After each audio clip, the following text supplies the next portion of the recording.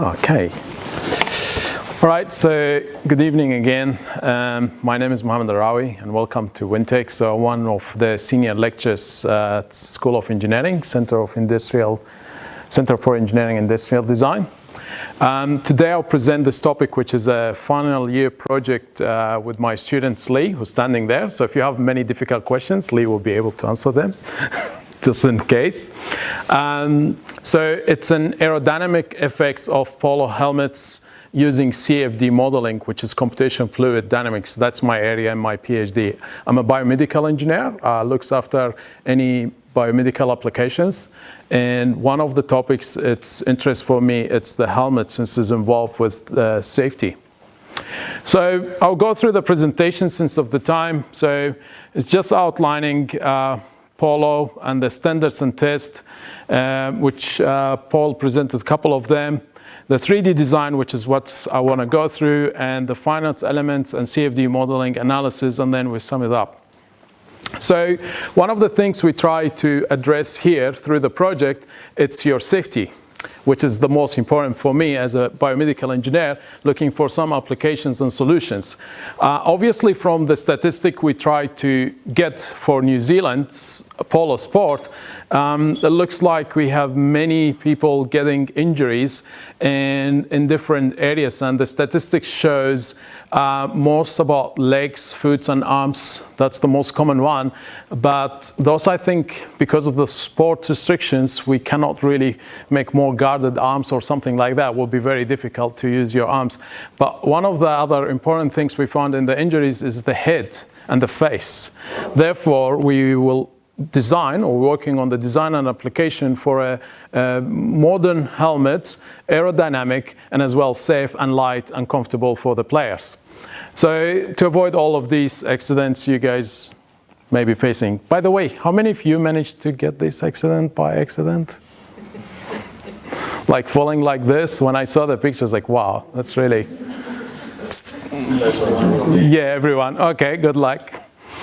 So one of the most important things which Paul mentioned before me, we need to follow some New Zealand and Australians and British standards for those helmets to be acceptable. And you can see, like many clubs, and especially with health and safety, wearing a helmet is compulsory in many sports. So technically, you cannot avoid them this way.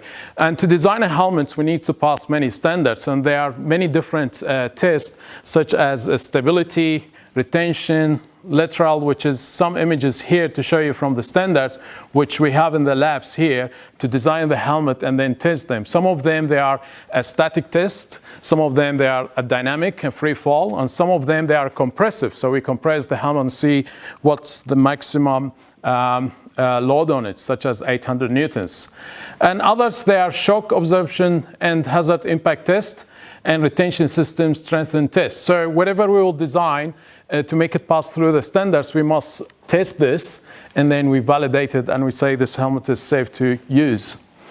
So for any design like that, we need to collect research information, like the data for us, design a 3D model, and then we verify the design using computational simulation, such as CFD modeling using SolidWorks. And then prototype, and then testing, bring it to the players and see how it works. So I'll not go in the design itself, but you may have seen this helmet. So this is done by the student, and it's just an idea we got that one of the helmets exists, one of the companies, which we'll talk about it later. We tried to see what's the current helmet's layers and how can we redesign it and to improve it, because currently this helmet, if it gets hit one time, it's out. It means you're not able to use it. So how can we make a reusable helmet? Since I know in sport, you like your favorite lucky things. This is my stick, this is my helmet, I want to use it all the time, which we understand. That's where it comes our job. Here is showing you the finance element analysis. I'll not go into too much details, but for everything we try to measure where are the sensitive spots in the helmet, where is the mostly you will get impact as well as a sportsman. You fell on that side, or when you're going right or left.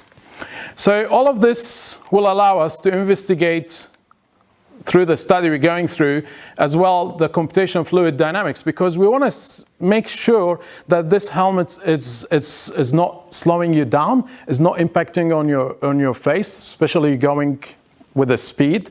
And that's what we try to simulate here with the horse and with the motion, with different directions. Of course, our horse has a head here, so that's a good achievement. Yeah. So here it's showing you the different scenarios, and we try to investigate different shapes of the players, how they can go right and left, they lose the balance, what's the best way, if that's the wind is coming from that direction, or sometimes the wind will come from that direction, what's the best aerodynamic shape we can achieve as well. Not just safety, we want something really good and fast. So because of time constraint, and I promised to deliver in 5 minutes, so yes, my students believe Polo is very a sport. So a well-designed helmet is required to reduce head injuries. We believe that as an engineers.